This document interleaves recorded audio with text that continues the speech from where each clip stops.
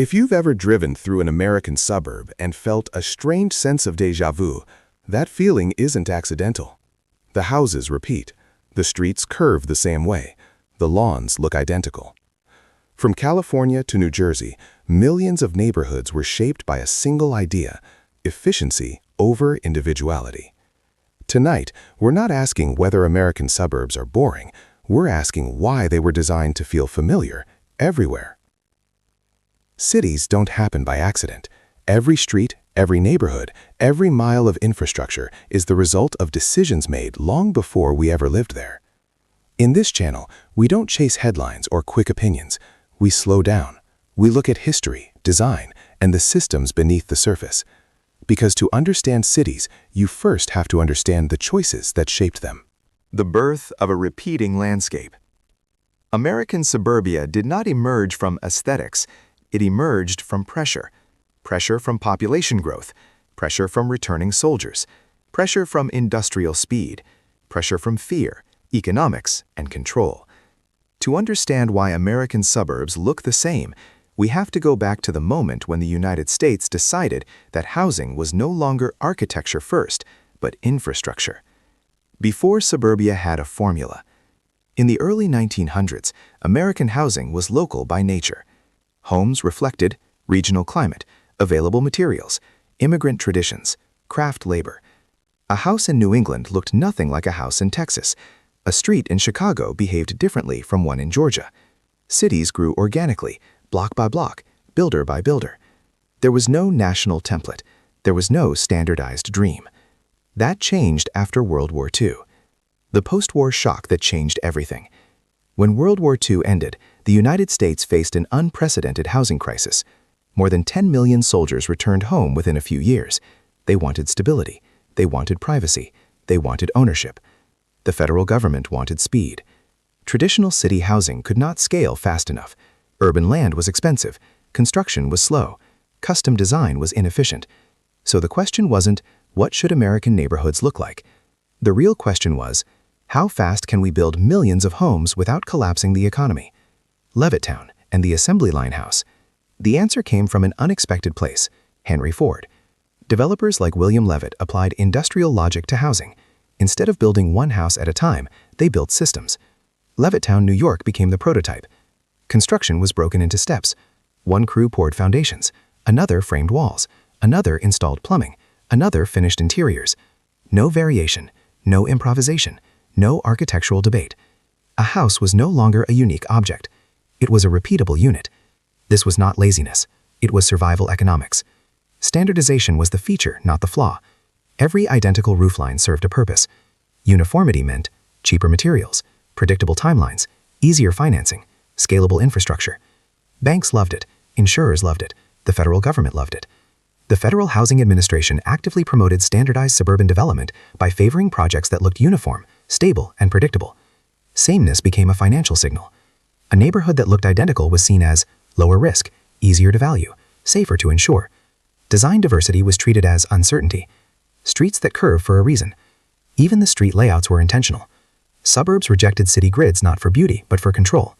Curved roads slowed traffic, reduced through movement, discouraged outsiders, increased perceived safety. Cul-de-sacs limited access. Limited access increased property value. These designs weren't about community interaction. They were about managing movement. Suburbia was engineered, not imagined. The hidden social code. Uniform suburbs also encoded social rules. Sameness made differences visible. Anyone who painted differently, modified too much, broke visual order, stood out immediately. Homeowners associations enforced design compliance not to be artistic, but to protect asset value. A house became less a personal expression and more a financial instrument. This mindset spread nationwide. By the 1960s, American suburbia was no longer regional. It was systemic. And once a system becomes profitable, it rarely questions itself. Zoning laws, when design became policy. American suburbs did not become uniform by accident. They became uniform because law demanded it. If Part 1 explained how repetition began as an economic solution, Part 2 explains how repetition became mandatory. This is the moment when architecture stopped being a choice and became a regulation. Before zoning, cities were messy and flexible. In the early 20th century, American cities were mixed by default. On the same block, you could find a bakery, apartments above shops, small factories, single-family homes. This was inefficient for investors, but extremely efficient for people. You could walk to work, you could walk to school, you could live near extended family. But this flexibility came with friction. Noise, smell, crowding, class tension. As cities industrialized, wealthier residents began searching for separation, not just physically, but legally. The birth of zoning as a control tool. In 1916, New York City introduced the first comprehensive zoning ordinance. Officially, zoning was about light and air, safety, public health. Unofficially, it was about predictability. Zoning allowed governments to decide what could be built, where it could be built, who it was effectively built for. By the 1920s, zoning spread nationwide. But its most powerful impact came later, in suburban America. Single-family zoning, the quiet revolution. After World War II, zoning laws began to favor a specific housing type, the detached single-family home. Entire suburban regions were zoned to allow one house per lot, minimum lot sizes, height limits, setback requirements. Apartments were excluded. Duplexes were banned. Corner shops were illegal. This was not neutral planning. Single-family zoning, limited density, increased land consumption, made housing more expensive, locked neighborhoods into one visual form. Once zoning codes were written, design diversity became illegal. Not discouraged, not complicated, illegal. Why sameness was politically attractive. Uniform suburbs solved several political problems at once. They stabilized tax revenue, simplified infrastructure planning, reduced political conflict. A neighborhood with identical homes generated predictable property taxes, required standardized utilities, minimized resident disputes over land use. Local governments preferred calm over creativity. Zoning became a way to freeze neighborhoods in time. Change was framed as threat. The economics hidden inside the map. Zoning maps look technical. They are anything but. Behind every zoning restriction is an economic assumption. Low-density zoning increases land value, limits housing supply, protects existing homeowners' equity. Homeownership became the core of middle-class wealth. Once people realized their house was their primary investment, they began defending zoning rules aggressively. Not for design reasons, for financial survival. How zoning locked suburbs into repetition. Once a suburb was zoned single-family only, developers had no incentive to innovate. Why risk? New layouts? New materials? Mixed-use concepts? When the law rewards repetition. Developers optimized for approval speed, not originality. Planning departments reviewed projects based on compliance, consistency, precedent. Anything unfamiliar slowed the process. Sameness moved faster. The cultural impact no one planned for. Over decades, zoning reshaped how Americans understood housing. A normal neighborhood became quiet, low density, visually consistent. Anything else felt wrong. Urban variety was reframed as chaos. Density was reframed as danger. Suburbs weren't just built, they were normalized. By the time Americans noticed the repetition, it no longer felt imposed. It felt natural. Highways, automobiles, and the suburb built for motion. American suburbs were never designed to be walked. They were designed to be driven through. To understand why suburban neighborhoods feel spread out, repetitive, and disconnected, we have to look beyond houses and zoning and into the infrastructure that quietly shaped everything, the automobile. Suburbia is not just a housing pattern, it is a transportation system. The car didn't adapt to the suburb, the suburb adapted to the car. In the early 20th century, cities were still built around feet, horses, and streetcars. Distances were short, streets were narrow, daily life happened close together. The automobile disrupted that balance. By the 1920s, car ownership was rising fast. By the 1940s, it became central to American identity. After World War II, planners made a decision that would echo for decades. They would not limit cars, they would rebuild the country around them. The Federal Highway Act changed the shape of everything. In 1956, the Federal Aid Highway Act authorized the construction of the interstate highway system. This was not just a transportation project, it was a national restructuring effort. Highways cut through cities, connected suburbs to downtowns, enabled long-distance commuting. Suddenly, living far away was practical. Suburbs no longer needed proximity, they needed access, and access meant ramps, arterials, and wide roads, not walkable streets. Why suburban roads look the same everywhere? Suburban street design followed engineering manuals, not urban traditions. Standards dictated lane widths, turning radii, curb heights, signage placement. These rules prioritized vehicle speed, emergency access, traffic flow. Human scale was secondary. As a result, streets widened, sidewalks shrank or disappeared, intersections simplified. Every suburb followed the same manuals. Uniform roads produced uniform neighborhoods. Separation by design. Once cars handled movement, land uses no longer needed to be close. Planners separated homes, offices, shopping, schools. Each function got its own zone. This separation created longer trips, larger parking lots, fewer reasons to walk. Suburbs became quiet not because they were peaceful, but because activity was elsewhere. The result was visual sameness. When everything is spread out, there are fewer focal points. No plazas, no mixed streets, no organic centers. Just repetition. Parking, the invisible space consumer. Few design forces have shaped suburbia more than parking. Zoning codes required minimum parking spaces, wide driveways, large setbacks. Every home needed storage for vehicles. Every store needed space for cars that were present only part of the day. Parking flattened design. Instead of buildings defining streets, asphalt defined everything. Parking doesn't vary much, so neither does the landscape around it.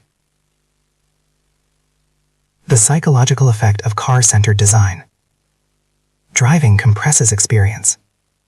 At 40 miles per hour, details disappear, buildings blur, scale feels smaller. Suburbs began to be designed to look acceptable at speed, not on foot. Simple shapes, clear sightlines, predictable layouts. Architectural nuance became unnecessary. The environment trained residents to experience space passively. You don't explore a suburb, you move through it. Highways didn't just enable suburbs, they locked them in. Once built, highways dictated growth patterns permanently. Developers followed exits. Retail followed traffic counts. Housing followed commute times. This created edge cities, sprawl, endless replication. Changing course became expensive. Public transit struggled to compete in low-density layouts. Walking became impractical. Alternatives disappeared. By the late 20th century, suburbs weren't just common, they were the default. And defaults rarely question themselves. When housing became a product, not a place. American suburbs look the same because they are built the same way, not architect to client, but developer to market. This is the point where housing stops being cultural expression and becomes a repeatable commodity. The shift from builders to developers. Before World War II, most homes were built by local builders, small contractors, craftsmen responding to individual buyers. Design varied because clients varied. After the war, demand overwhelmed this model. Millions of homes were needed fast. Financing favored scale. Land was being assembled in massive parcels. The developer replaced the builder. A developer did not sell design. A developer sold certainty. The subdivision as a manufacturing system. Modern suburban subdivisions operate like factories. The process is standardized. Acquire land, rezone or entitle, install infrastructure, build limited model variations, market lifestyle, not structure. Once the system works, deviation becomes a risk. Variation costs money. Repetition reduces uncertainty. As a result, most subdivisions are built with 3 to 6 floor plans, mirrored layouts, cosmetic differences only. From above, they are nearly indistinguishable. Why choice is mostly an illusion. Suburban buyers are often told they have choices, but these choices are constrained. Facade A or facade B, light brick or dark brick, granite or quartz. The underlying structure remains identical. This is intentional. Structural diversity complicates permitting, slows construction, confuses lenders.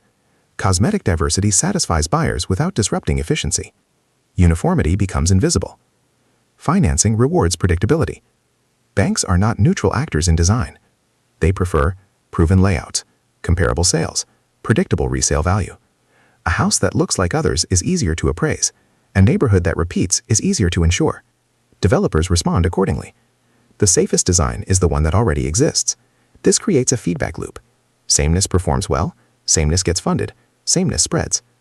Value engineering and the disappearance of detail. Suburban homes are optimized for cost per square foot. Anything that requires skilled labor, slows framing, adds complexity, is removed. Architectural details once common in older neighborhoods, deep porches, varied rooflines, ornamentation, are simplified or eliminated, not because people dislike them, but because repetition penalizes complexity. The result is visual flattening. Marketing the dream, not the street. Developers don't sell neighborhoods as places. They sell them as lifestyles.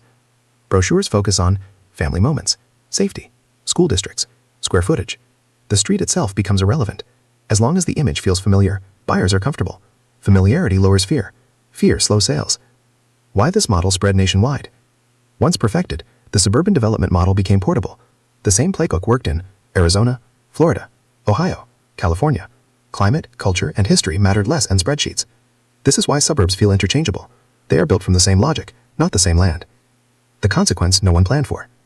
Over time, this model reshaped expectations. Buyers began to expect large homes, low prices per square foot, predictable neighborhoods. Anything else felt risky. Developers followed demand. Demand followed what already existed. By the time Americans questioned suburban sameness, the system had already optimized it. Fear, safety, and the architecture of control. Suburbs were not only designed for efficiency, they were designed for reassurance. To understand why suburban neighborhoods look the same and feel the same, we have to confront an uncomfortable truth. Much of suburban design is driven by fear management. Not fear of architecture, but fear of uncertainty. Safety as a design principle. After World War II, American society experienced rapid change. Urban populations shifted, industries moved, demographics evolved. In response, many families searched for environments that felt predictable, orderly, controllable. Suburbs promised stability. Design became a language of reassurance. Uniform houses suggested social similarity, shared values, reduced unpredictability. Sameness was interpreted as safety. The visual code of normal. Suburban architecture developed a visual shorthand. Certain elements became signals: manicured lawns, setback houses, quiet streets, limited access points. These features did not inherently create safety. They created the appearance of safety. When neighborhoods look alike, behavior becomes easier to monitor. Anything unusual stands out. This visibility became a form of informal control. Streets designed to discourage, not invite. Cul-de-sacs are often marketed as family-friendly. In practice, they also limit entry, reduce traffic flow, make strangers noticeable. From a planning perspective, cul-de-sacs simplify surveillance. There is only one way in, only one way out, This design reduces accidental encounters, both good and bad. Community interaction becomes optional. Privacy becomes default. The rise of homeowners associations. As suburbs expanded, informal norms became formal rules. Homeowners associations enforced paint colors, fence styles, lawn height, exterior modifications. Officially, this was about property value. Unofficially, it was about maintaining visual order. Order reduces anxiety. Uniformity prevents disagreement. Over time, HOAs replaced organic community norms with written codes.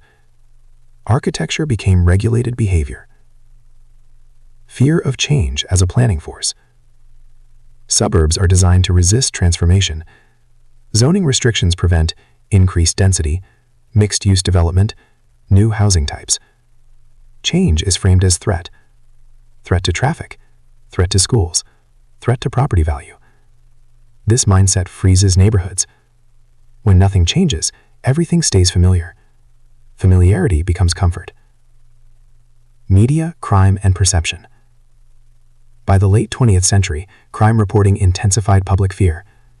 Urban areas were portrayed as chaotic. Suburbs were portrayed as safe. Design responded to perception, not data. Wide setbacks and low density created physical distance, not necessarily security. But distance felt protective. Developers amplify this message.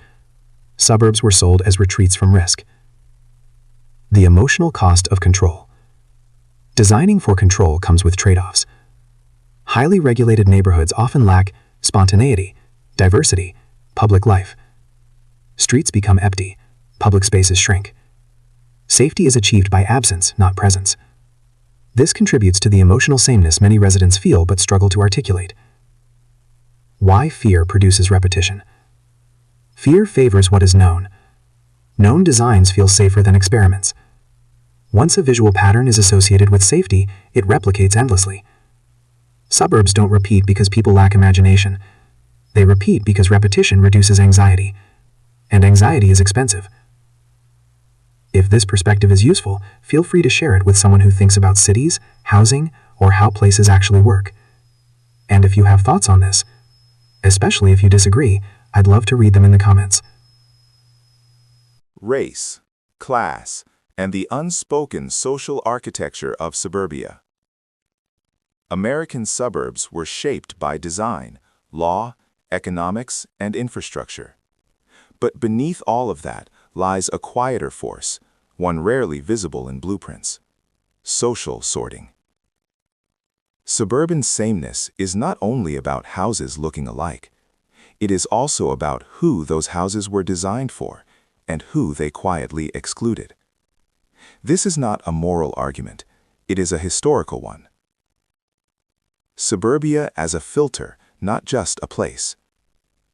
In the mid-20th century, suburbs offered more than space. They offered access to better schools, lower taxes, newer infrastructure, long-term wealth accumulation. But access was not evenly distributed. It was filtered through policy. Federal housing policy and unequal access. After World War II, the federal government expanded mortgage support dramatically. Programs made home ownership affordable for millions of Americans. But eligibility depended on lending maps, risk assessments, neighborhood classifications. These classifications favored uniform, low-density developments. Neighborhoods that looked predictable were rated as safer investments. Visual sameness became a proxy for stability. The role of appraisers. Appraisers were trained to value neighborhoods based on consistency, conformity, lack of visible change. Diversity, architectural or social, was often interpreted as risk. This created a powerful incentive. Suburbs that remained uniform retained higher valuations. Those that changed were penalized financially. Design and social composition became linked. Class as a design outcome. Minimum lot sizes and single-family zoning increased entry costs. This filtered residents by income. Once a neighborhood reached a certain price point, it self-selected. People with similar economic profiles clustered together. This clustering reinforced sameness: similar houses, similar lifestyles, similar expectations. Architecture reflected class structure. Why visual uniformity mattered so much? Uniform suburbs sent a message without saying it loud. They signaled predictability, stability, long-term value. Buyers understood the code. This was not always explicit discrimination. Often it was risk avoidance. But the outcome was the same. Suburbs became socially narrow by design. Schools, property values, and reinforcement. Public school funding tied to property taxes amplified the effect. Higher property values funded better schools, attracted higher income families, justified higher home prices. Design uniformity supported this cycle. Change threatened it. Anything that altered the visual or social balance was resisted. The long-term cultural impact. Over generations, suburban sameness normalized separation. People grew up believing, this is what a good neighborhood looks like, this is what stability feels like. Other urban forms felt unfamiliar. Unfamiliar felt risky. The design became cultural expectation. Why this still matters today? Even as demographics change, the physical structure remains. Zoning laws persist. HOAs enforce continuity. Financing models reward predictability. Suburbs don't actively exclude.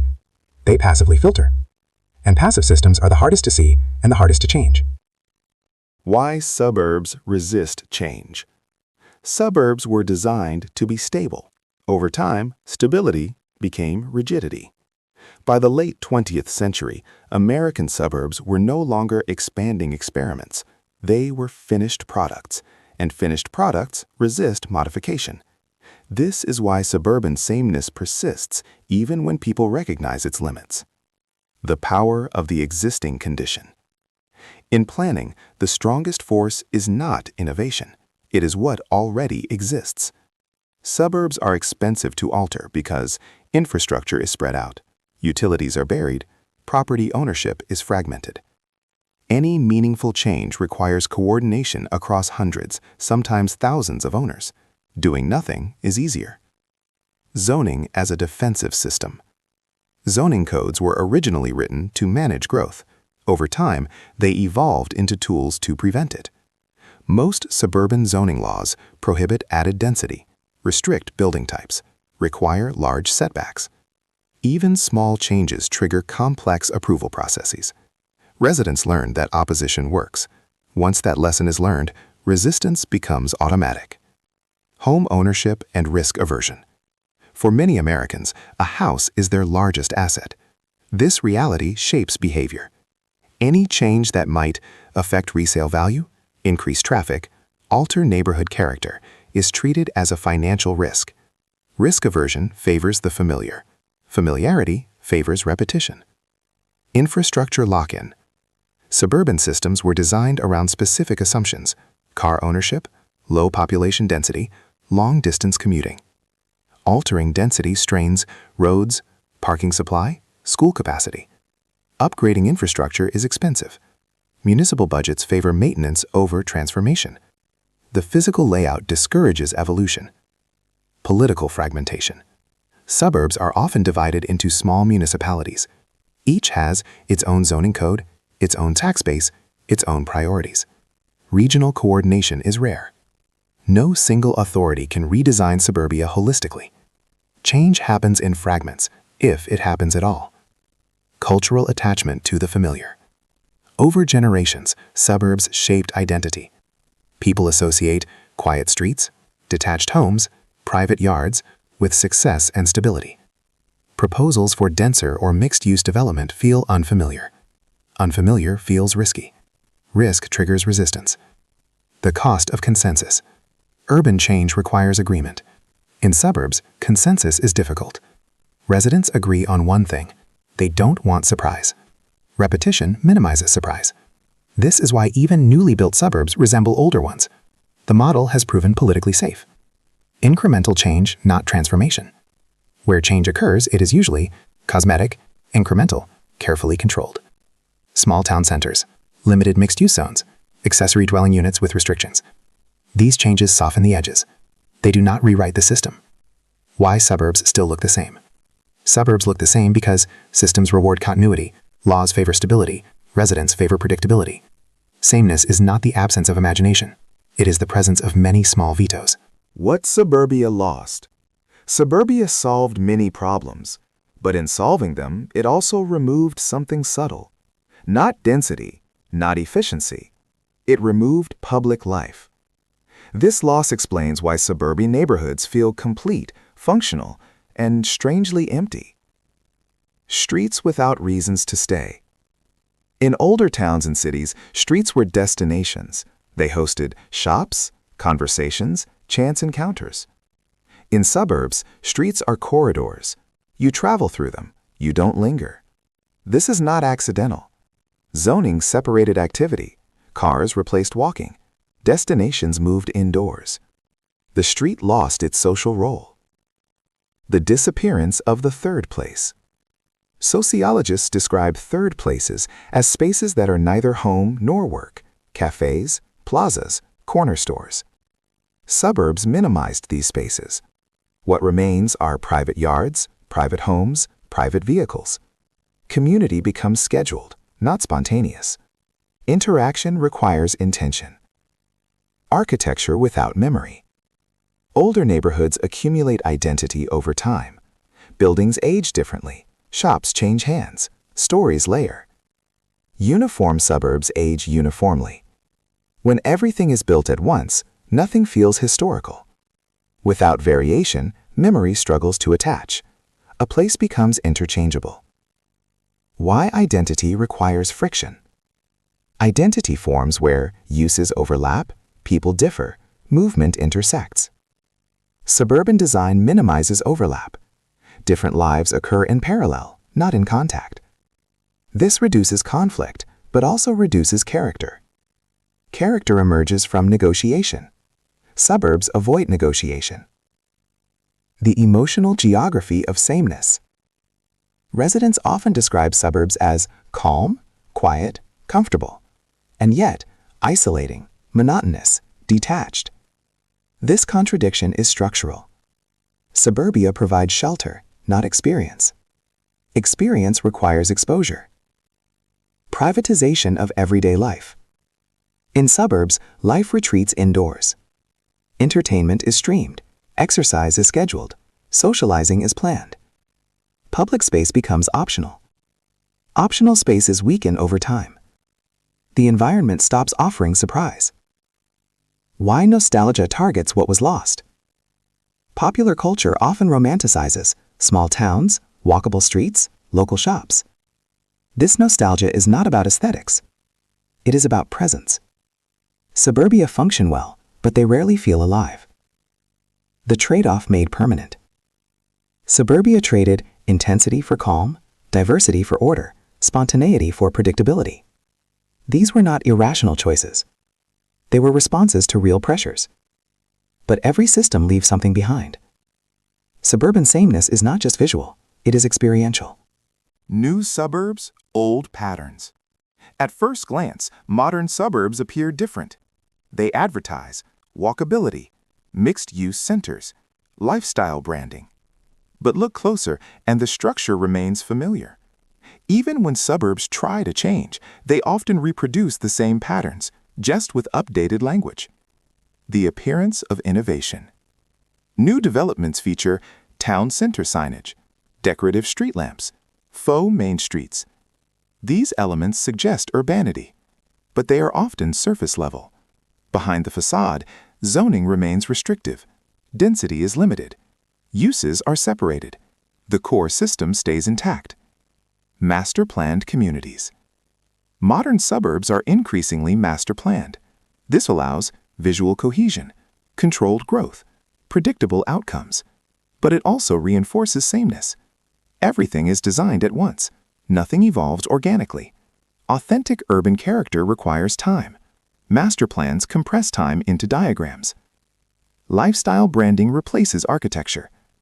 Developers now sell experiences, live, work, play, community-driven, village-inspired. These phrases describe feeling, not form. The built environment still prioritizes cars, private space, low-risk layouts. The language changes, the geometry does not. New urbanism and its limits. Movements like new urbanism attempted to reintroduce walkability, mixed-use streets, human-scale design. In practice, many such developments remain isolated. They function as themed environments, controlled enclaves, curated experiences. They look urban without behaving urban. True urbanism depends on unpredictability. Predictability remains the priority. Regulatory inertia. Even progressive developments must comply with existing codes, fire regulations, parking minimums, setback requirements. These constraints shape outcomes. Innovation bends but does not break the system. Consumer expectations. Buyers want modern amenities, predictable resale value, familiar layouts. Radical design risks market rejection. Developers respond to demand. Demand responds to what already exists. The cycle continues. The comfort of the known. Modern suburbs succeed because they feel recognizable. They offer novelty without uncertainty. This balance is intentional. It allows progress without disruption. But it also ensures repetition. Why change feels cosmetic? Most suburban evolution is aesthetic. Materials change, colors update, amenities improve.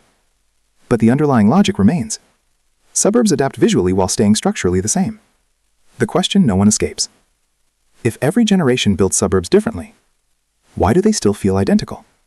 Because systems outlast styles. What comes next? American suburbs were not accidents. They were solutions, carefully engineered responses to specific historical pressures. They solved housing shortages, infrastructure challenges, economic uncertainty, social anxiety, and they solved them efficiently. The question is no longer why suburbs look the same. The question now is, what happens when the problems they solved begin to change? The pressures are shifting. The conditions that created suburbia are not disappearing, but they are evolving. Today's pressures look different. Rising housing costs, longer commutes, aging infrastructure, changing household sizes, climate concerns. The suburban model still functions, but less comfortably. Efficiency now competes with flexibility. Small adjustments, not revolutions. Suburban change is rarely dramatic. Instead, it appears as accessory dwelling units, modest density near transit, town centers added at the edges, zoning updates block by block. These changes are cautious. They respect what suburbs protect: stability, predictability, investment value. Transformation is incremental by design. The limits of nostalgia. Some imagine a return to older urban forms, but suburbs cannot simply become cities. Their infrastructure, land patterns, and political structures resist reversal. The future is not replacement, it is adaptation. Learning from the system itself. Suburbs teach an important lesson. When design aligns with policy, finance, culture, it becomes powerful and persistent. Any meaningful change must work across all three. Architecture alone cannot fix suburbia. Why sameness may slowly loosen. Uniformity thrives when systems demand it. As needs diversify, repetition may soften, not through bold designs, but through quiet variation. Change will come where it is economically safe, where it feels familiar, where it does not threaten stability. Suburbs evolve the way they were built, cautiously. What suburbs still do well? Despite criticism, suburbs continue to offer privacy, calm, space, long-term security. These qualities matter. They are why suburbs persist. The goal is not to erase them, but to understand their limits. Understanding instead of judgment. Suburbs are often criticized for being boring or soulless, but they are better understood as optimized systems. Optimized systems trade richness for reliability. That trade was deliberate. The final perspective. Every American suburb feels the same because it was designed to. Designed for speed, safety, stability, predictability. And as long as those values remain central, the landscape will remain familiar. Suburbs are not frozen, they are patient. And patience leaves a visible pattern. American suburbs weren't built randomly. They were carefully designed to prioritize stability, predictability, and long-term security. For millions of families, that trade-off worked. But as housing costs rise, commutes grow longer, and daily life becomes more isolated, the question isn't whether suburbs are good or bad. It's whether the system that created them still matches how Americans want to live. So here's the real question, not as criticism but as reflection. Should suburbs stay exactly as they are, or evolve carefully without losing what made them work in the first place? Cities are shaped by more than buildings and roads. They're shaped by decisions that often feel ordinary while they're happening, and only become visible years later. This channel looks at those hidden systems, how design, planning, and policy quietly influence everyday life. If this way of thinking is useful to you, subscribing helps support more long-form research-driven documentaries like this. And if you see your city differently, or if your experience challenges what was discussed here, I'd genuinely like to hear it in the comments. Good cities aren't built by agreement alone. They improve when better questions are asked.